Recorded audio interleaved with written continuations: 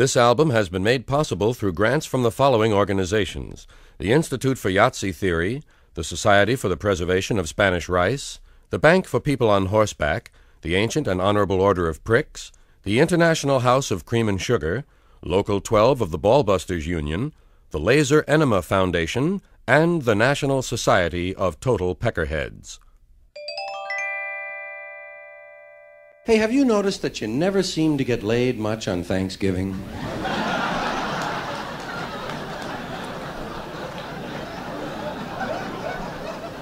I think it's because all the coats are on the bed.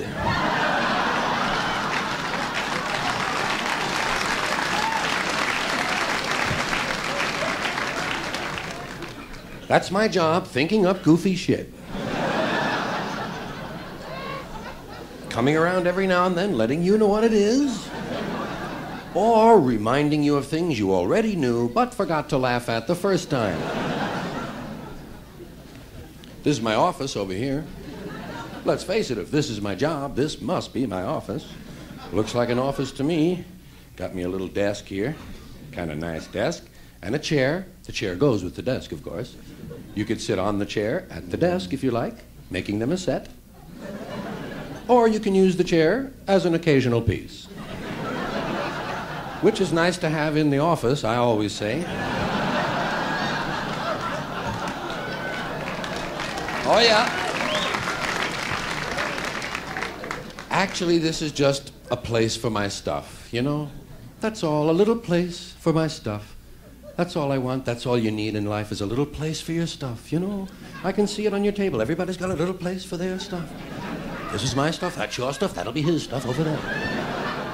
That's all you need in life, a little place for your stuff. That's all your house is, a place to keep your stuff.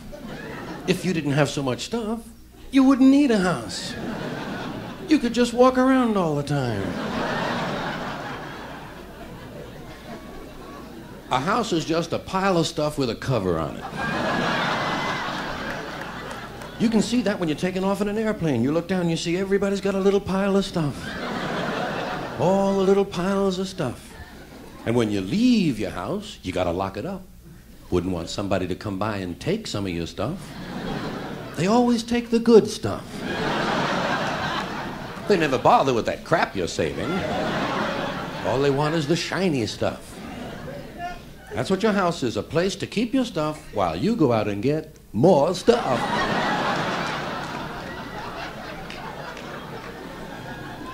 Sometimes you gotta move, gotta get a bigger house. Why? No room for your stuff anymore.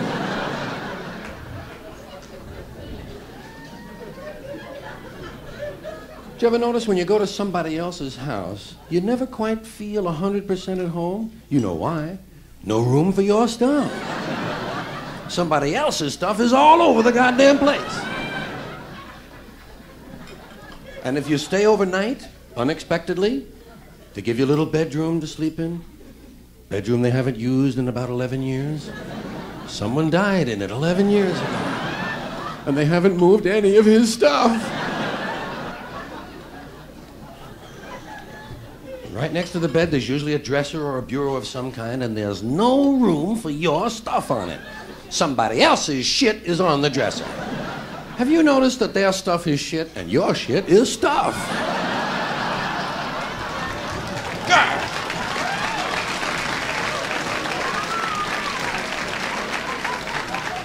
I'm saying, get that shit off of there and let me put my stuff down.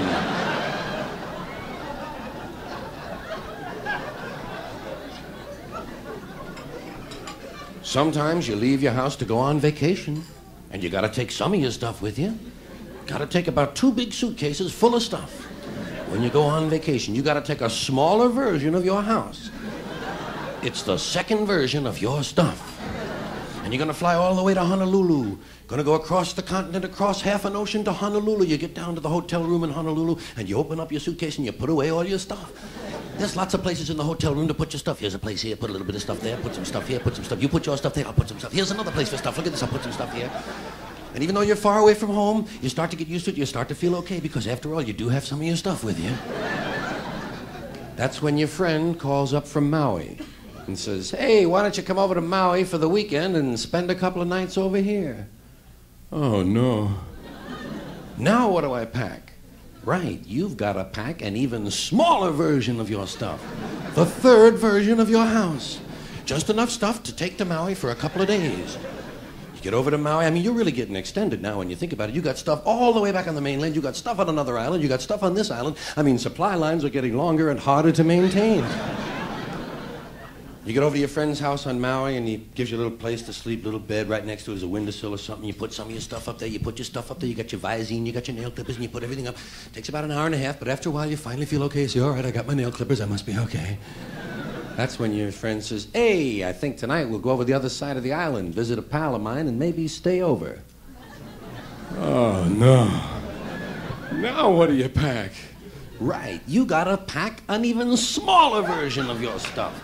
The fourth version of your house. Only the stuff you know you're gonna need. Money, keys, comb, wallet, lighter, hanky, pen, smokes, rubber, and change. Well, only the stuff you hope you're gonna need. We'll be back to the album in just a moment, but first these messages. Say, why not become a schmuck, a licensed practicing schmuck? Or, if you qualify, a CPS. That's right, a certified public schmuck. You know, it may not seem like it when you look around, but there is a shortage of schmucks in today's society. And there's big money in schmuckdom. The average schmuck today earns over $34,000 a year. And there are openings for schmucks in virtually every field. The government is run by schmucks, big business is run by schmucks, and more people are becoming schmucks on their own. You know, some guys can only manage to be schmucks on New Year's Eve, but here's your opportunity to become a full-time, year-round schmuck. Give us a call. Don't be a schmuck. Be a schmuck. Here are some notes of community interest. The elderly Dykes Home is sponsoring their annual Tits for Tots campaign. Tonight they will be presenting a slideshow entitled The Great Cabbage Fart Panic of 1860. St. Anthony's Home for the Occasionally Coherent is holding a staring contest tonight with the proceeds to benefit the Dead People's Olympics. Dempsey's Department Store is offering a complete line of cheap crap you don't need at extremely high prices. Come in today and be treated rudely by our poorly trained clerks. Remember, at Dempsey's, we're not just talking about inflation, we're doing something about it. We're raising our prices.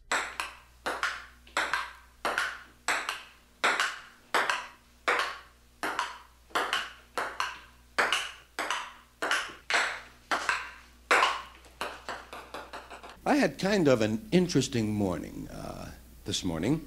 I call it interesting. I use that word because I don't have a nice day anymore. Frankly, I don't bother with them. I feel as if I've outgrown the nice day. Let someone else have a few. I've had my share. Why should I be hogging all the really nice ones? So I feel like I'm beyond the nice day now. Of course, people still want me to have one. Everybody wants me to have a nice day. Have a nice day? Yeah. Would you give me my fucking change, please?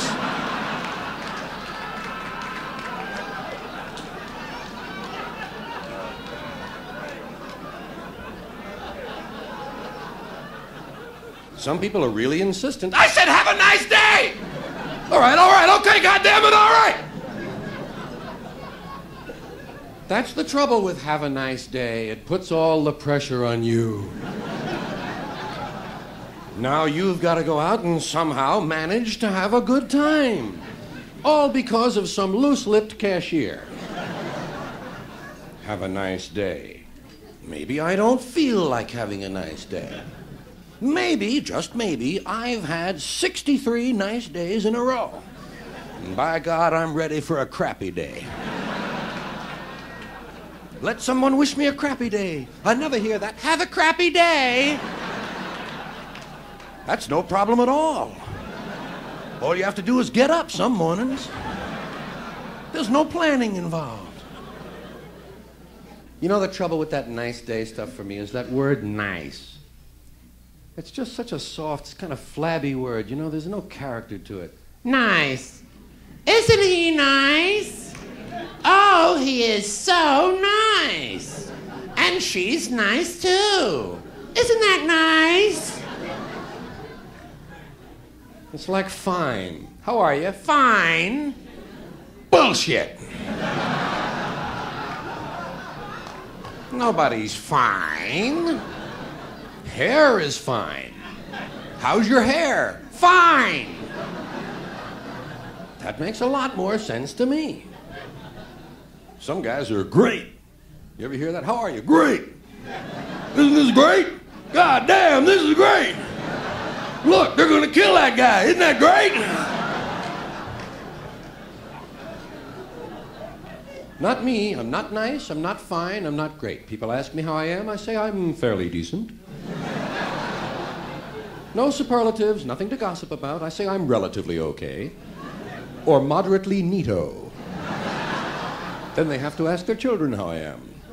If I'm in a particularly jaunty mood, I'll look them right in the eye and say, I'm not unwell, thank you. Which pisses them off because they have to figure that one out for themselves. But anyway, got into an argument this morning with my Rice Krispies. I distinctly heard snap, crackle, fuck him.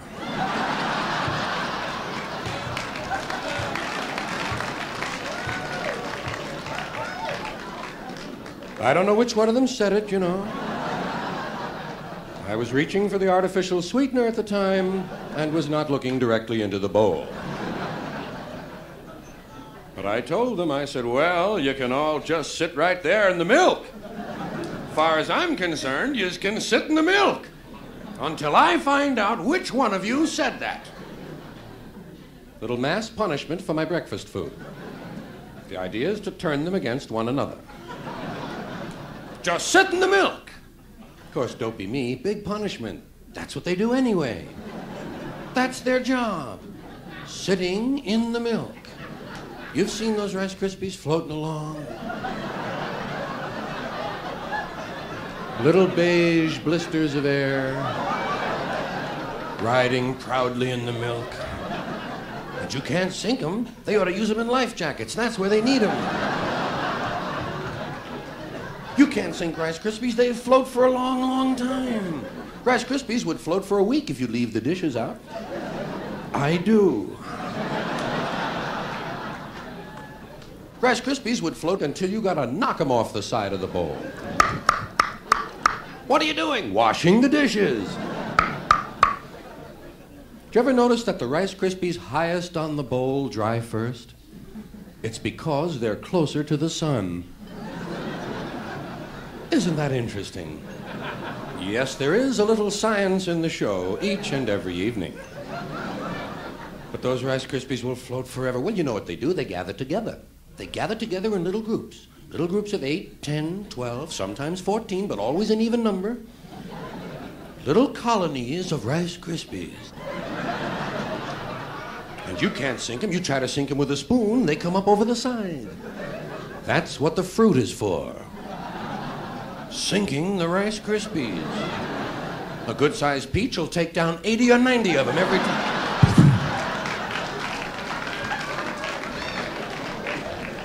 If I'm really pissed, I'll drop a watermelon on them. Get one now. Everybody has one. They're almost gone. They're portable, lightweight, easy to use, collapsible, convenient, and guaranteed. Get one now. The new Super Jumbo Deluxe. Handy, pre-wrapped designer colors and available in all sizes. Get one now. They won't rust, tarnish, blister, crack, or peel, but they might kill you. Hello, I'm Howard Beamer, and I'm running for state's Attorney General. This is my pledge to you.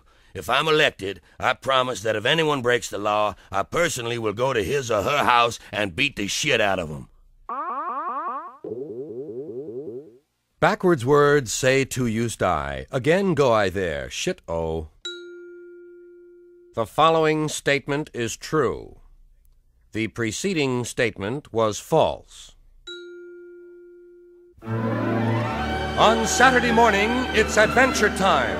Don't miss Frontier, the story of 30 people who brave bitter weather, loneliness, disease, starvation, and hostile Indians to reach Utah, only to find they don't like it there. Then it's Ranger Dan and his big dog Dick, or Ranger Dan and his big dog Dick. Ladies and gentlemen, we're privileged to have with us a man known all over the world as the Prince of Peace, Jesus Christ. That's right. How are you, Jesus? Fine, thanks, and let me say it's great to be back. Can you tell us after all this time why you came back? Mostly nostalgia. Well, could you tell us, Jesus, a little bit about the first time you were here? Well, there's not much to tell. I think everybody knows the story by now. I was born on Christmas. Yes. And actually, that always bothered me because that way I only got one present. If I was born a couple of months earlier, I would have had two presents. But look, I'm not complaining. It's only material. Were you really born in a stable? Nah, I was born in a hospital, Bethlehem Jewish Hospital, but the hospital was located in a stable. That's how the story got started. And is it true that there was no room at the inn? Oh, no, they had room. It's just that we didn't have reservations. My father, Joseph, God bless him, he was a simple man. He didn't travel much. He forgot to make reservations. There's a story that there were 3 wise men. Well, there were 3 kings who showed up. I don't know how wise they were. They didn't look wise. They said they followed a star. That don't sound wise to me. Didn't they bring gifts? Yes, gold, frankincense, and I believe myrrh, which I never did find out what that was. You don't happen to know what myrrh is for, do you? Well, I believe it's a reddish-brown bitter gum resin. Oh, great. Great, just what I need, a gum resin. What am I going to do with a gum resin? I'd rather have the money. That way I can go out, I could buy something I need. Something I wouldn't normally buy for myself. What would that be? Well, I don't know, a bathing suit. I never had a bathing suit. Maybe a Devo hat. A bicycle. I really could have used a bicycle. You realize all the walking I did? I must have crossed Canaan 6-8 times, up and down, north and south, walking and talking, doing miracles, telling stories. Tell us about the miracles. How many miracles did you perform? A total of 107 miracles, not counting the loaves and the fishes. Why don't you count the loaves and the fishes? Well, technically, that one wasn't a miracle. It wasn't? No, it turns out a lot of people were putting them back. Didn't like them. Actually, not all those miracles were pure miracles anyway. What do you mean? What were they if they weren't miracles? Well, some of them were parlor tricks, optical illusions, mass hypnosis. We had hallucinations, even acupressure. That was how I cured most of the blind guys, acupressure. So, not all of the New Testament is true. No, some of that gospel stuff never happened at all. It was just made up. Luke and Mark used a lot of drugs. See, Luke was a physician and he had access to drugs. Matthew and John were okay, but Luke and Mark would write anything. What about raising Lazarus from the dead? First of all, he wasn't dead. He was hungover. I've told people But in the Bible you said he was dead. I said he looked dead. I said, hey, he looks dead. You see, Lazarus was a very heavy sleeper. Plus, the day before we had been to a wedding feast and he had put away a lot of wine. Was that the wedding feast of Cana, where you changed the water into wine? I don't know. We went to an awful lot of wedding feasts in those days. But did you really ever turn water into wine? Not that I know of. One time I did turn apple juice into milk, but I really don't recall the water and wine thing. All right. Speaking of water, let me ask you about another miracle. What about walking on the water? I mean, did that really happen? Oh, yeah, that was one that really happened. You see, the problem was I could do it. The other guys couldn't do it. They were jealous. Peter got mad at me, so he got these special shoes made. Special big shoes. If you start out walking real fast, you can float in the water for a while. Then, of course, after a few yards, looms, he goes right down into the water. He sinks like a rock. That's why I call him Peter. Thou art Peter, and upon this rock I shall build my church. Well, that brings up the apostles. Yeah. What can you tell us about the apostles? Well, they were a good bunch of guys, They smelled a little like bait, but, they was a good bunch of guys. 13 of them we had. 13? The Bible says there were only 12. Well, that was according to St. Luke. And I told you about Luke. Actually, we had 13 apostles. We had Peter, James, John, Andrew, Philip, Bartholomew, Matthew, Thomas, James, that's a different James, Thaddeus. Let's see, how many is that now? That's 10. Okay, Simon, Judas, and Red. Red? Yeah, we call him Red the Apostle. Red the Apostle? He doesn't appear in the Bible. No, he kept pretty much to himself. He never came to any of the miracles. He was a little strange. He thought the Red Sea was named after him. What about Judas? Hey, don't get me started on Judas. Okay, well, what about the other apostles? Say, for instance, Thomas. Was he really a doubter? This guy, Thomas, you couldn't tell him nothing, He's always asking me for my ID. Soon as I see him, got any ID? To this day, he doesn't believe I'm God. Are you God? Well, partly. You know that. I'm a member of the Trinity. Yes, in fact, you've written a book about the Trinity, haven't you? That's right. It's called Three's a Crowd. Three's a Crowd. As I understand it, it's nothing more than a thinly veiled attack on the Holy Ghost. Listen, it's not an attack. You want to know what it is? I don't get along with the Holy Ghost, all right? So I leave him alone. That's it. What he does is his business. Well, why? What's the reason? Well, first of all, you never know who he's going to be. Every day he shows up, he's something different. One day he comes in to meet and he's a dove. Another day he's a tongue of fire. Always fooling around. Listen, I don't bother with the guy. I don't want to know about him. I don't see him. I don't talk to him. Well, let me change the subject. All right. Is there really a place called hell? Oh, yeah, there's a hell, sure. There's also a heck. It's not as severe, but we got heck and hell. What about purgatory? No, don't know nothing about no purgatory. We got heaven, hell, heck, and limbo. What is limbo like? I don't know. No one's allowed in there. If anyone was in there, it wouldn't be limbo. Then it would be a place. Getting back to your previous visit, Jesus, what can you tell us about the Last Supper? Well, first of all, if I had known I was going to be crucified, I would have had a bigger meal. You never want to be crucified on an empty stomach. The crucifixion must have been terrible. It was awful, I got to tell you. Unless you've gone through it yourself, you could never know how painful it was. And tiring. It was very, very tiring and embarrassing. I think more than anything, it was embarrassing. You know, right in front of everybody to be crucified. But I don't know. I guess it redeemed a lot of people. Were you scared? Yeah. Near the end, I thought it was going to rain. I was afraid I might get hit by lightning. But all in all, I would say when I was here, I had a good time. What do you think about Christianity? Well, I'm a little embarrassed by it. If I had to do it over again, I think I'd start one of them Eastern religions like Buddha did. Now, Buddha was smart. That's why he's laughing. You wouldn't want to be a Christian? No, I would never want to be a member of any group whose symbol is a man nailed onto 2 pieces of wood, especially if it's me. Buddha's laughing, I'm on the cross. I have a few more questions. Do you mind? Hey, be my guest. How often do I get here? Are there really angels? Well, not as many as we used to have. Years ago, we had millions of them. Today, you can't get the young people to join, you know. It got too dangerous with radar and heat-seeking missiles. What about guardian angels? Well, we still have guardian angels, but now it's 1 angel for every 6 people. Years ago, everybody had his own angel. Do you really answer prayers? No. First of all, most of them don't even get through. I mean, you got sunspots, you got radio interference. Years ago, we answered them all, but years ago, there were less people. And people prayed for something simple then, to light a fire, to catch a yak, something like that. But today, you got people praying for hockey teams, people praying for longer fingernails. We just can't keep up with it. Well, I think we're just about out of time. I certainly want to thank you for visiting with us. Hey, no sweat. Do you have any last thoughts or words of advice? What do you mean, like how to remove perspiration stains from a garment, something like that? No, I mean spiritual advice. Well, I don't know how spiritual it is, but I'd say one thing is don't give your money to the church. They should be giving their money to you. Well, thank you, Jesus, and good night. Well, good night. Thanks for having me on here today. By the way, big bands are definitely not coming back. Join the book club. As an introductory offer, we'll send you the following books absolutely free. Eat, Run, Stay Fit, and Die Anyway. How to Seem Intelligent. There's Big Money in Staying Put. Peace of Mind by Losing Complete Control for 16 hours a day. Your Thighs Control Your Life. How to Fillet a Panda. Rid yourself of doubt, or should you? Chances are your sister's full of shit. How to Give Yourself a Complete Physical Without Getting Undressed. 64 Good Reasons for Giving Up Hope. Why Jews Point. 100 Dead People Nobody Misses. Backpacking for Shut-ins. My Dog is a Real Fruit. Your Shoes Are Worth Money. Reorganizing Your Pockets. What to Wear on the Toilet. 124 Simple Exercises for the Teeth. The stains in your shorts can indicate your future.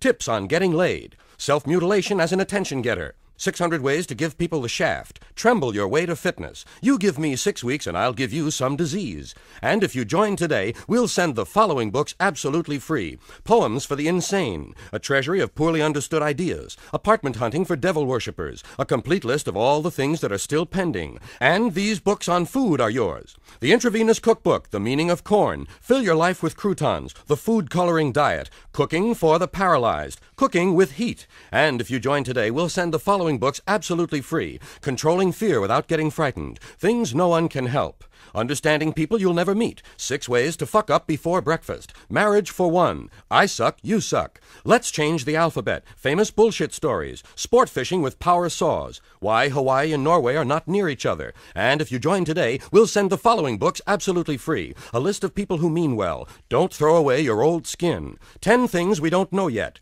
Caring for the Seated. The Wrong Underwear Can Kill. Trotting Across Zaire. Why It Doesn't Snow Anymore. The complete list of everyone's personal effects. 6 cities no one has ever been to. I Gave Up Hope and Died and It Worked. Famous People Who Were Wiry. the lives of 6 extremely short saints. Anna May Wong's tits are made of aluminum. And if you join today, we'll send the following instruction books absolutely free. How to do everything at once. How to give people your best regards. How to spoil other people's fun. How to kill a rat with an oboe. How to organize a Tupperware gangbang. How to wave goodbye without moving your arms. How to spot truly vicious people in church. How to get back from Boston. How to lease out the space inside your nose. How to get a tan with a flashlight. How to start a range war. How to spot a creep from a distance. How to give a king a really hard time. How to kill your nephew. How to become a greaseball. And how to turn unbearable pain into extra income. So call now, right now. Join the book club today. Have you noticed that most of the women who are against abortion are women that you wouldn't want to fuck in the first place, man?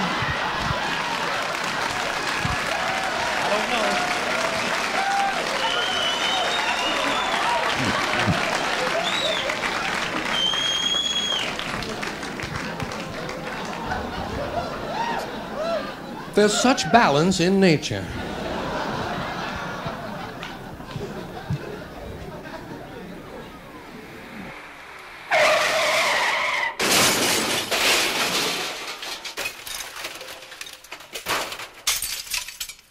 Hey, why don't you join the service? Join the fucking service. Join up and die. How do you expect to keep the country free if you won't die? I'm dead. I died in World War II. I'm fucking dead. Can you say that? Come on, join up and die.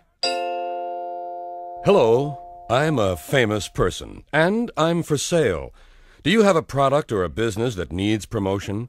Do you sell something worthless? Something no one will buy because it's poorly built and doesn't work properly? Likely to come apart at high speeds? Perhaps with toxic side effects?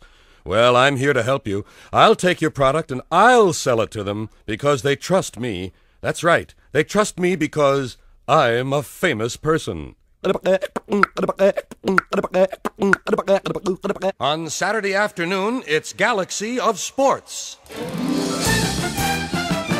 This week featuring team walking, cross-country ballroom dancing, high-speed competition skipping, tree hunting, and the newest X-rated sport from California, roller fucking. Followed by a sports movie, the story of a young man's desire to be an Olympic swimmer. Don't miss Wet Dream. I'm the icebox man at our house. I'm Icebox Man! I answer the call when there's a need at the icebox. 2 very important responsibilities. The first one is keeping people from standing with the door to the refrigerator open for more than 45 minutes at a time. God, that gets me mad. You want to close that goddamn door, please? You want to close the door? You're letting out all of the coldness I saved overnight. Come on, close the door. You know, some guy smoked 8 joints and he's going to inventory my refrigerator.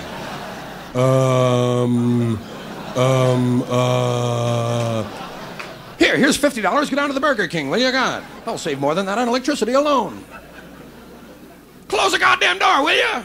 Look, if you want to know what's in there, why don't you take a Polaroid picture and go away and look at the picture and then come back and figure out what you want? Years ago, we didn't have Polaroid cameras. We had to make an oil painting of what was in there. Well, I don't let it get me down, because there's a bigger responsibility, and that is getting into that refrigerator and deciding which things need to be thrown away. Most people will not take that responsibility. Most people will just go and get what they want, leave everything else alone, and say, well, someone else wants that. Someone else will eat that. Meanwhile, the thing is getting smaller and smaller and smaller, and is in fact stuck to the rack. Well, I've got to go in there and decide when to throw things away. Chocolate pudding? Does anyone want this last chocolate pudding? I have just 1 chocolate pudding left. It's only pulled away from the side of the dish about 3 inches all the way around. And there's a huge fault running through the center of the pudding. Actually, it's nothing but a ball of skin at this point. Does anyone want a ball of fault-ridden chocolate pudding skin? I'm only going to throw it away. Do people do that with you? Offer you some food that if you don't eat it, they're only going to throw it away. Well, doesn't that make you feel dandy? Here's something to eat, Dave. Hurry up, it's spoiling. Something for you, Angela. Eat quickly, that green pot is moving. Here, Bob, eat this before I give it to an animal. You ever been looking through the refrigerator and you come across an empty plate? Boy, that starts me to wondering. Did something eat something else? Oh.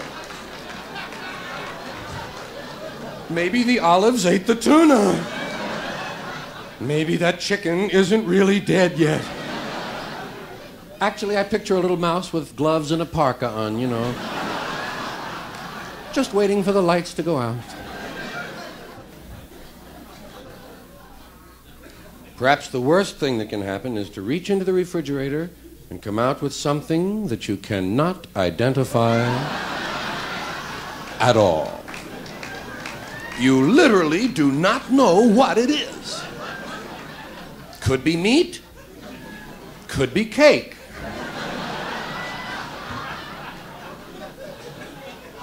Usually at a time like that, I'll bluff. Honey, is this good? Well, what is it? I don't know. I've never seen anything like it. It looks like meat cake. Well, smell it. It has absolutely no smell whatsoever. It's good. Put it back. Somebody is saving it. It'll turn up in something. That's what frightens me. That someone will consider it a challenge and use it just because it's in there. It's a leftover. What a sad word that is. Leftover. How would you like to be a leftover? Well, it wouldn't be bad if they were taking people out to be shot. I might even volunteer. But you know, leftovers make you feel good twice. Did you ever think about that? Leftovers give you two separate good feelings. When you first put them away, you feel really intelligent. I'm saving food. And then, after a month, when hair is growing out of them, and you throw them away, you feel really intelligent. I'm saving my life.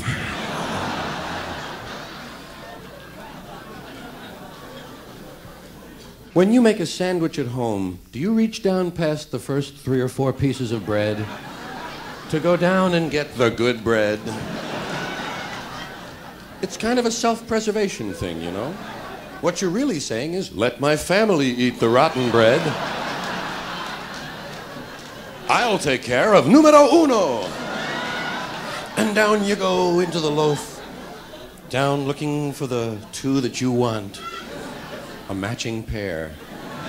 And you have to be careful pulling them out so they don't tear. And then when you get them to the top, the upper 8 slices fall the other way. I never straighten them out. I think, screw it, let them think a burglar made a sandwich. Not my job, straightening out the bread. Gotta tell me, in the refrigerator, who is it, please, that puts into the refrigerator the half-gallon containers of milk with only that much left in them? I get one of those every time.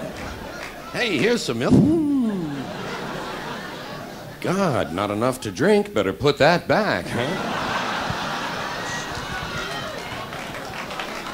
I know my responsibility.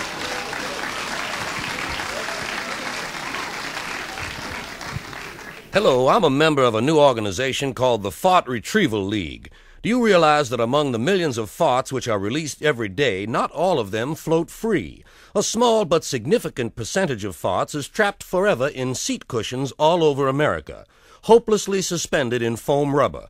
We ask you to please help rescue lost farts. Send your donation to the Fart Retrieval League. We will send you a booklet entitled The Facts on Farts. And say, next time you're in a hotel lobby, why not jump up and down on a seat cushion and free a fart? This Sunday, don't miss Issues and Assholes, an in-depth look at questions of public interest. This weekend, should there be gay smoking areas? Then relax as sex and sports get together on Bowling for Pussy. Hello, America. It's time to play Asshole Jack-Off Scumbag. Ladies and gentlemen, This man is a rancher, he works for an oil company, and he lives in Texas. Is he an asshole, a jackoff, or a scumbag? This man is a lawyer. He lives on Long Island, and he's a U.S. congressman. Is he an asshole, a jackoff, or a scumbag? This man is a TV newscaster. He's from the Midwest, and he's a born-again Christian. Is he an asshole, a jackoff, or a scumbag? We'll find out today as we play Asshole, Jackoff, Scumbag.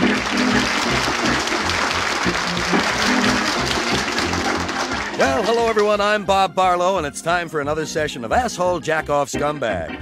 You just met our three subjects for today. Now let's meet our players, two contestants who will try to determine from the clues we give them whether our three subjects are assholes, jackoffs, or scumbags.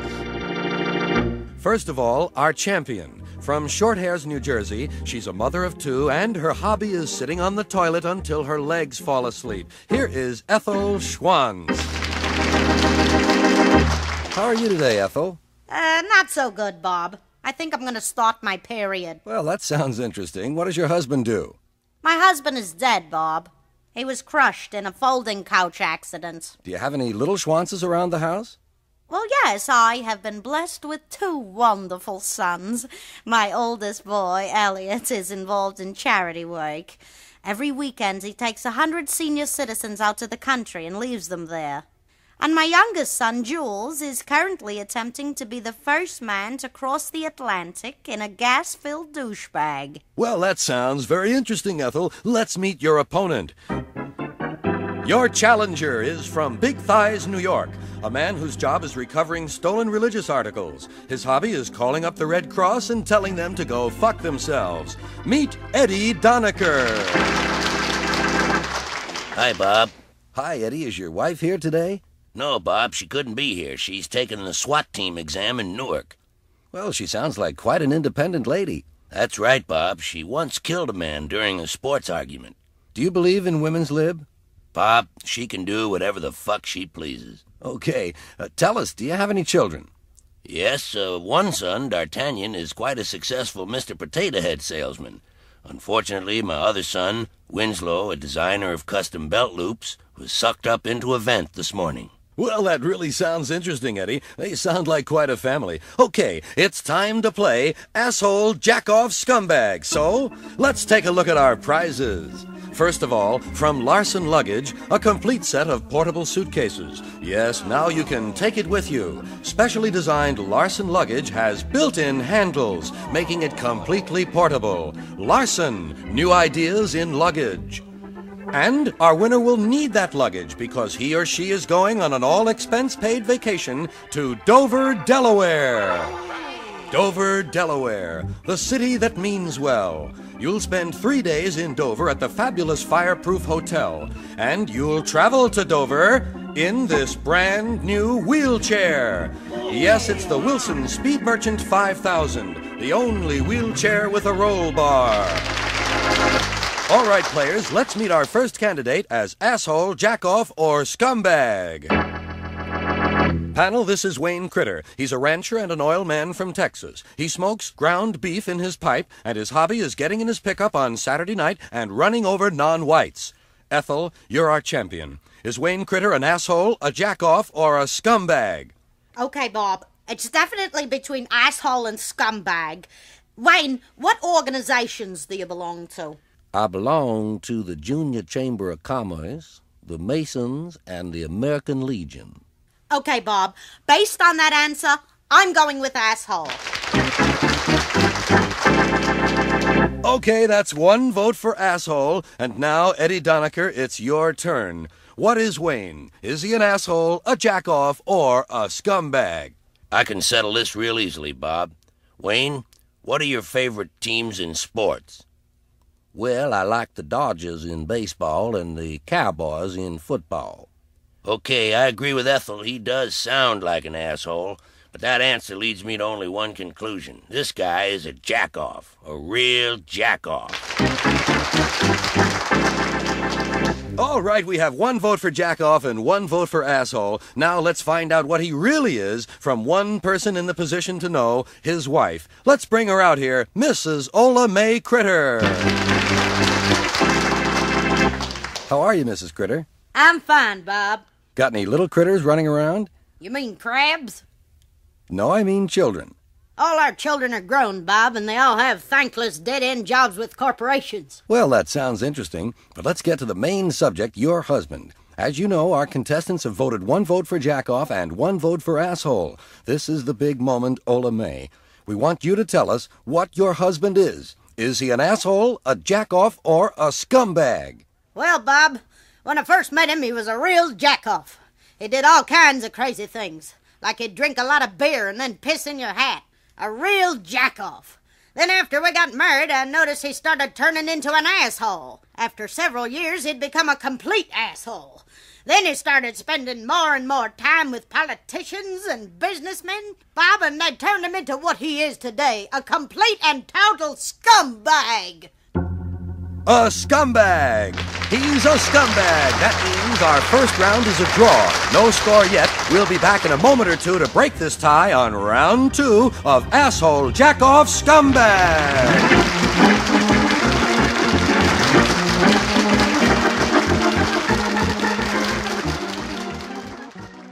We're Consolidated International, and we might be looking for you. Are you one of those people who show up, punch in, pitch in, put out, clean up, punch out, head home, throw up, turn in, sack out, and shut up? That's what we need. People we can keep in line. We may have a place for you. Consolidated International. People making things so people have things to do things to other people with. And thinking up more things to do with the stuff we have.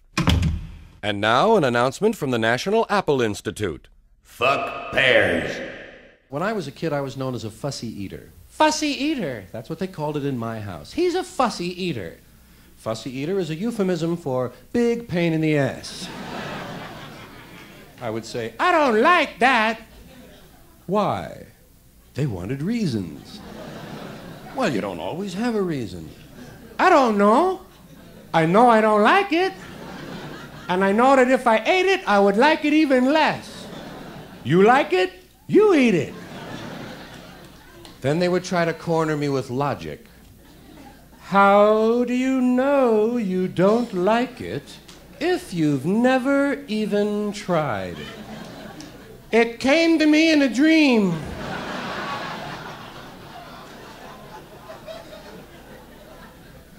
There were some things I didn't like because of the way they sounded. I just didn't like the name of it. Imagine that. I got away with that shit for a year and a half. Don't sound right to me, Ma. Say that again? I don't like that. To this day, there are some things I can't eat because I don't like the way they sound. I still cannot eat yogurt. I can't eat anything with a Y and a G in it.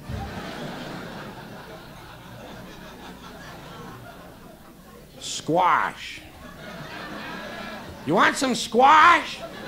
Shit, no! Sounds like somebody sat on dinner, you know? How about some wheat germ? Germ? Horseradish. Ah! Eggplant. Well, what is it, an egg or a plant? Tell it to make up its mind and come on back. Something I don't like the sound of. Succotash. What'd you call me, you fuck? Look out. Hey, be cool, be cool. It's lima beans and corn, man.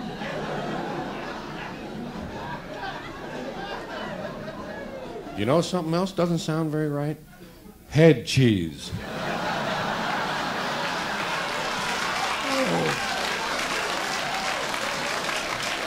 I can't even look at the sign. I'll be down near the bologna. You look at it.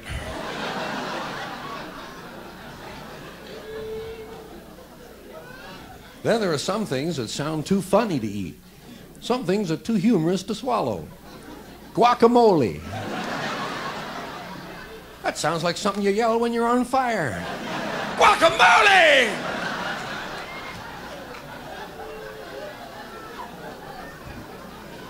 Well, sounds like something you can't remember the name of. Where's that little guacamole I had here?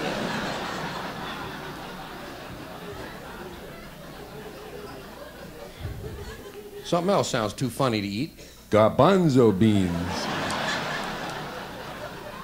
I mean, that's the first 4 letters of the word garbage in there. Hey, did you take out the garbanzo beans? And, of course, the funniest food, kumquats. I don't even bring them home anymore. I sit there laughing and they go to waste. We'll be back to Fussy Eater in just a moment. Hello, I'm Bud from Bud's Medical Center. Come on out to Bud's. We're having a special this weekend on head injuries. Any sort of head injury at all, from a black eye to a whole caved-in skull, is just $1.50 this weekend at Bud's. We'll also give a free estimate to anyone who's bleeding. If you're sick or injured or diseased or hurt or maimed or disfigured or imperfect in any way, or you just flat don't feel good, come on out to Bud's Medical Center. Bud's, where all the sick people go. Here are some notes of community interest. The Beverly Hills Chamber of Poor Taste is sponsoring a hunger banquet, hors d'oeuvres for Bangladesh, this weekend. On Sunday evening, the National Association for the Advancement of Checkered People presents a musical review, Hats Off to the Stillborn, at the New Jersey State Hospital for the Recently All Right. Here is a reminder from the American Medical Association, don't pour sulfuric acid on your genitals. And now, back to Fussy Eater. Then I began to realize there were some things I didn't like because of the way they looked. That's a little more rational. The family was glad I had arrived at this new plateau. I don't like that. That don't look right to me. Did you make that, Ma? Is there a picture of it in the cookbook? I bet it don't look like that.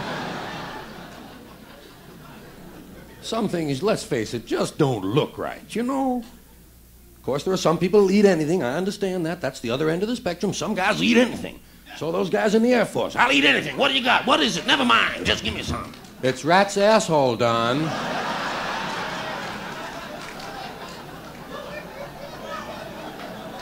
Well, it sure makes a hell of a fondue. Not me, folks. I don't eat anything I don't recognize immediately. If I've got to ask questions, fuck it, I pass, you know. I'm not here to make inquiries. I come here to goddamn eat. Now, give me something I recognize, like a carrot. I can trust a carrot. Certain things don't look right. You ever been going down the buffet line and suddenly here's a big pile of yellow shit? Something you ain't never seen before. I don't know what it is. I'm not going to ask either. But I am going to look at it. Because other people are eating of it. And I've noticed the average pile of yellow shit on the buffet has about 5 ingredients in it. But they're all yellow. That means 4 of them gave up. Now then, there are some things I don't like the looks of, even though I know what they are. Sliced tomatoes. I just don't care for the way they look. Looks like a little pink bicycle tire, you know? Well, I don't eat bicycle tires. Why should I eat a little pink one? The real trouble with tomatoes, sliced tomatoes especially, is that they don't look like they're finished developing yet. You know, looks like they're still in the larva stage. There's thousands of seeds in there and a whole bunch of jelly-looking stuff. It's like that stuff at the end of an egg. Get it off my plate. It's slimy. And I know it's not the end of an egg. It's the beginning of a chicken. Hen come. Ah! Oh, I'm fun in the coffee shop.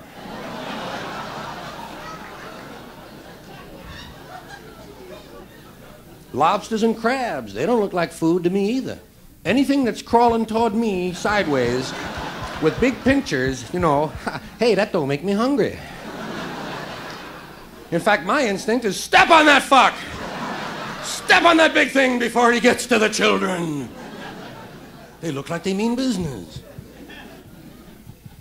Frog's legs. I can never order them. I keep wondering, what did they do with the rest of the frog? What do they do? Do they give them little dollies and send them back out onto the street to beg? You know,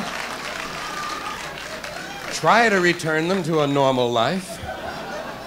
The trouble is, the Dollies for Froggies program is underfunded. Boy, they're doing something with them. You never see it on the menu. Frog torso. And oysters. I cannot eat oysters or clams, not for the reason you mentioned, which is, ugh, but because when I look at an oyster, I think, hey, somebody lives in there. That's somebody's little house. I'm not going to break in on somebody just to eat them. Come on. We've got laws against that. That's breaking and eating, I believe. Don't get me wrong, if an oyster slips and falls out of his shell, I'll eat that motherfucker in a minute. I got no mercy on a clumsy mollusk. But I'm not going in after somebody. Hey, he might be making a pearl. He might have just brought home a Heathkit and cleaned off the tabletop. Not my job to mess with an oyster's dreams. You've been listening to the erotic daydreams of an infant worm being sucked backwards through a French milking machine. Remember, hire the handicapped, but don't let them take your rectal temperature. Stay tuned now for Let's Injure Dave.